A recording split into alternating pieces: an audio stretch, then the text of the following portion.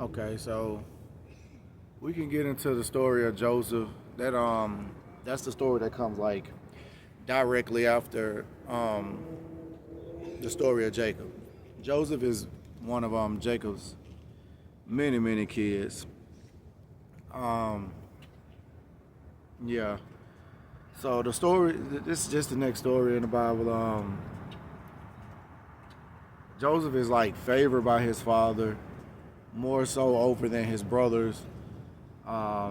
He just gets special treatment. His dad, Jacob, outright, lets them know this is my favorite son. I don't know why he would do that, but it didn't do Joseph any favors. So, of course, all of his 10 or 8 brothers became very jealous of him, and Bob also says that kind of like he gave him a special coat, or he could have gave him a special blessing. Just depends on how you interpret that. I say he could have just shared some of his birthright of blessing with Joseph, because he definitely had good fortune in this story. But his brothers just very jealous of him. End up kind of like taking him away from his dad or from his family. One day they just end up out, and they end up selling him into slavery to the Pharaoh of Egypt.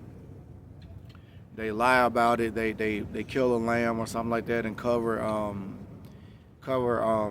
Joseph's clothing in the blood, so they can kind of tell their dad that Joseph died, or he was attacked, or he fell, or something like that.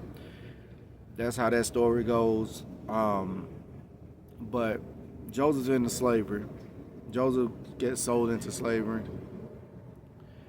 But he's still blessed throughout this, though, because from what I read from the Bible, Pharaoh is like having bad dreams, or he's having dreams that he can't understand. Something about a cow. It's about 7 good cows and 7 bad cows, but the bad cows eat the good cows, and he's got advisors, and he's got people that help him out with things like this, but they can't make out the dream. So some kind of way, this is where God blesses Joseph. He shows he gets called in, but Joseph is able to comprehend the dreams and able to tell Pharaoh, the Pharaoh of Egypt, that he's going to endure 7 years of abundance, which is significant to the 7 good cows, but they're also going to be followed by 7 years of famine, 7 years of starvation, and in the land of Egypt and stuff like that. So Joseph's able to relay this to the Pharaoh and help him out with his dream so he can prepare for it. So they end up saving food wherever they can, and kind of preparing for those 7 years of famine.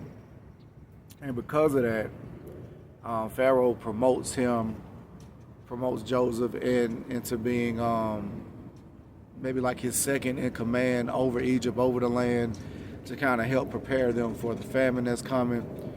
And we'll go into other parts of the story after this, but that just shows like from Joseph being sold into slavery and now into being in control over Egypt in a certain capacity, maybe over a short period of time.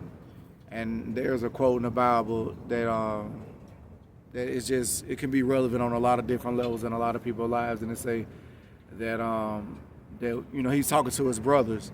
What you did, what you tried to do was intended for evil, but God flipped it and made it work for good. And it just a good quote from the Bible. And it could be not be exactly word for word, but that was the gist of it. And we'll get on deeper into this story in the next video.